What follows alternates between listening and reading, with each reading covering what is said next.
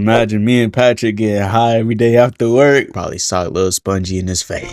Anybody that grew up watching SpongeBob can at least name one scene or one episode that didn't sit right with them. Personally, for me, that episode was when everybody was walking around eating, I think it was infested Krabby Patties, talking about the mayonnaise, whatever the hell, and they was turning into alien zombies. They was fucking being held up under the Krusty Krab. You feel me?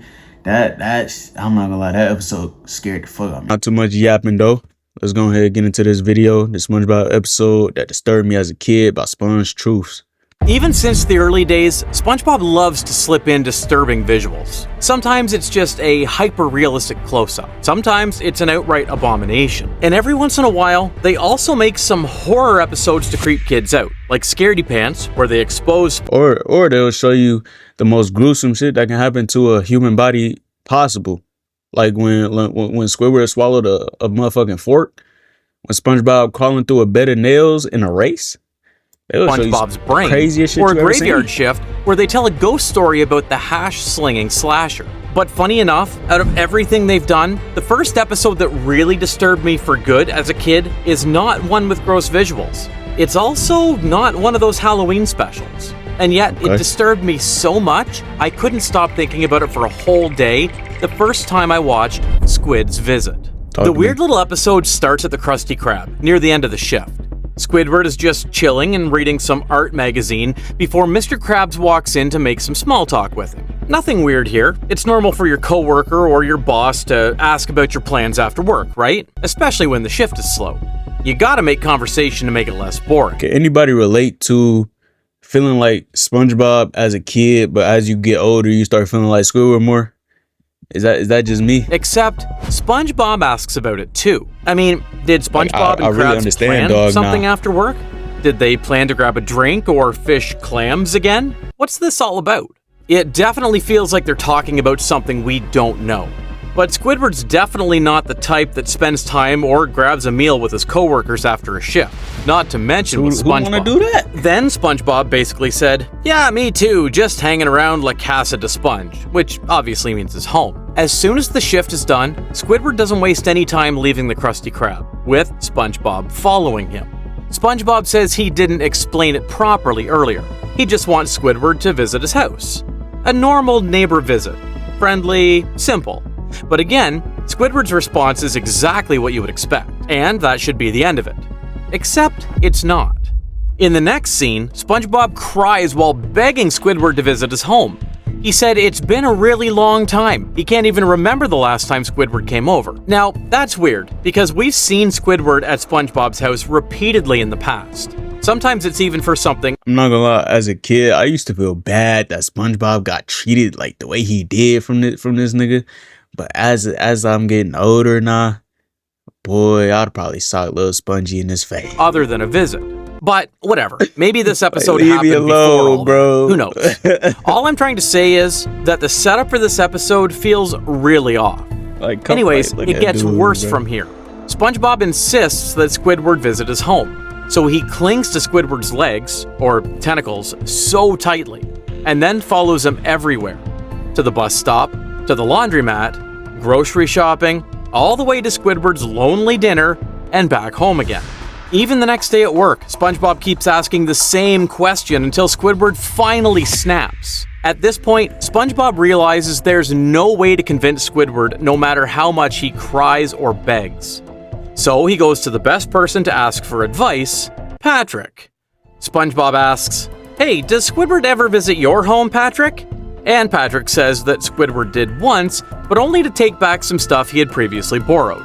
Which is also not true because Squidward did have a party there once. Borrow something, then he'll have to come over to get it back. I'm not gonna lie, Patrick probably my favorite character out of SpongeBob. Now that I'm, you feel me, looking back on it, bro, it's always funny, relatable.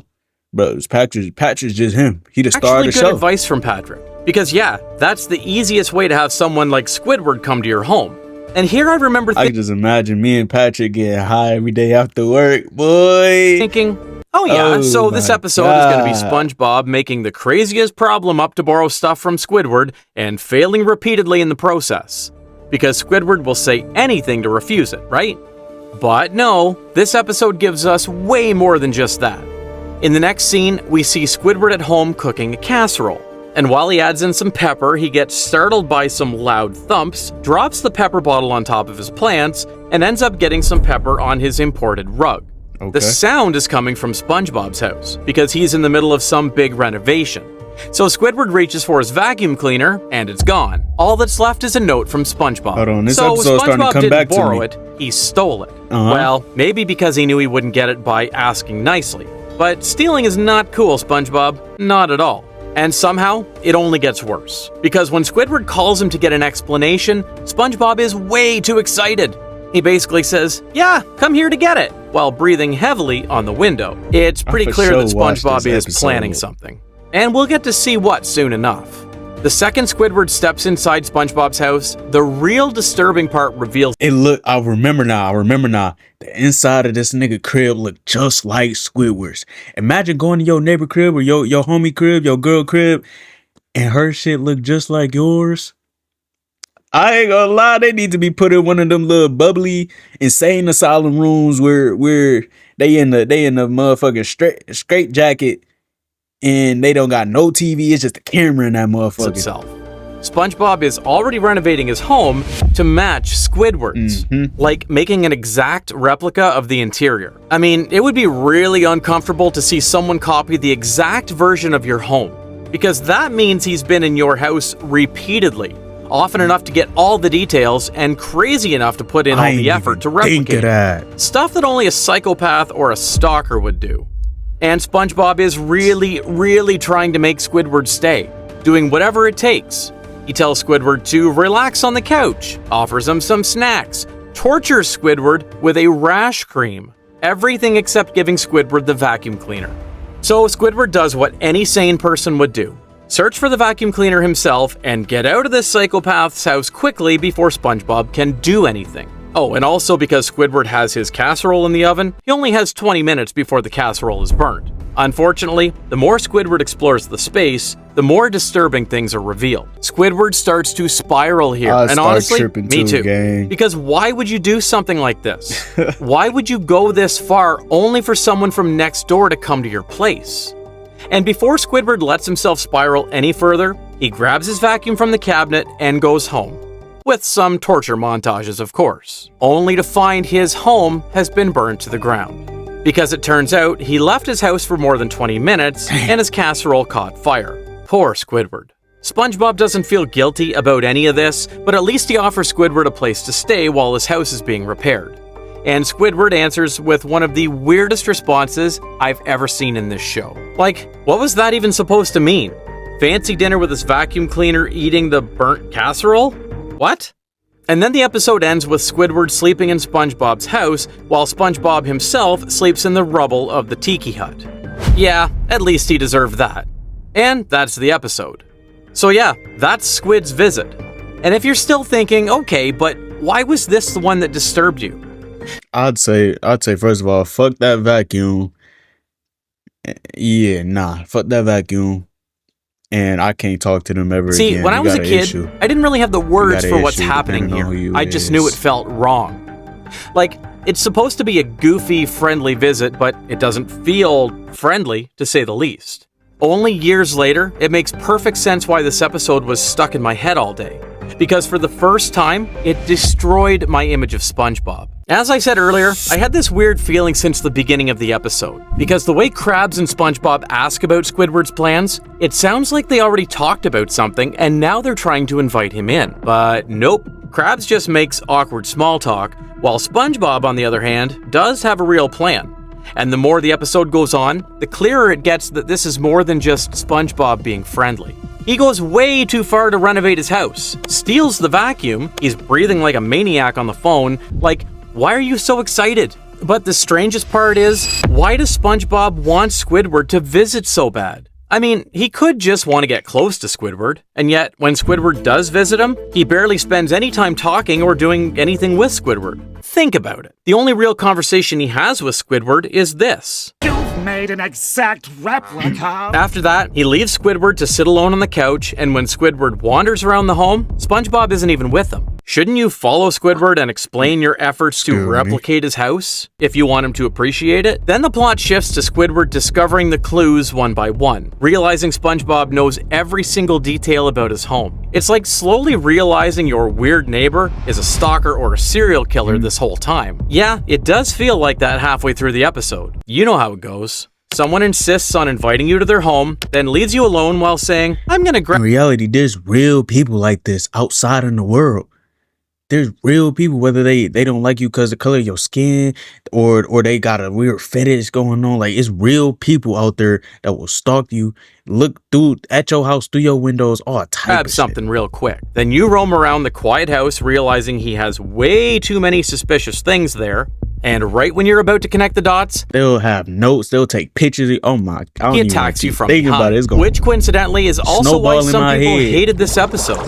Some people pointed out that they hate the way SpongeBob acts really creepy here. So much so that one person made a whole creepypasta about a Squid's Visit alternate ending, where, spoiler alert, Squidward discovers that SpongeBob has been trapping other people this way to be his friends forever. And I'm not gonna lie, it works as a creepypasta.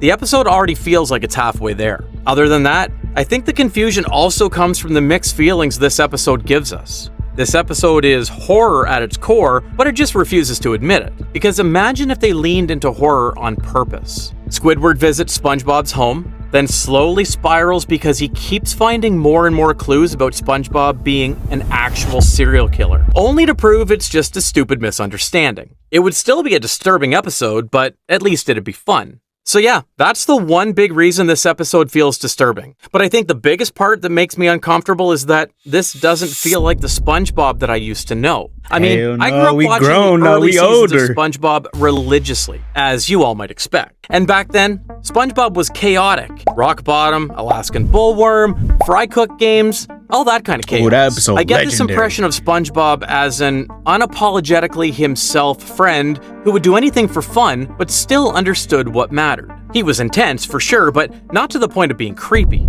And then we get Squid's Visit. And it feels like I'm watching an old friend I once trusted, acting like someone I don't even recognize. He's just a psychopath weirdo now. So yeah, Squid's Visit disturbed me as a kid, and not in a fun way. I just realized maybe this episode is what inspired SpongeBob to borrow Squidward's cable cutter so he would come to the party. My cable's out. Oh, sorry to hear about that. Yeah, this episode definitely happened before season 3 then. I don't know, man. All this timeline stuff really confuses me. It's kind of crazy looking back because SpongeBob has so many episodes that are abnormal in bigger, louder, more obvious ways, but they didn't really disturb me. This one just felt personal, which is actually a perfect bridge because in my last video, I tried to answer— I'm not gonna lie, SpongeBob is a great, is a goated show, but it did have a lot of little weird, freaky shit in there. But nah, I'm not gonna lie. When I start streaming, I gotta play that one little scary game where I don't know, either like one of them was held up or trapped or some shit. Like Patrick and SpongeBob were trapped, and you had to free them from Squidward while he trying to look around and find you. Yeah, I gotta play that on stream or something. Anyways, though, hope y'all fuck with the video. Well, I know y'all fuck with the video because y'all fuck with me. But yeah, peace out.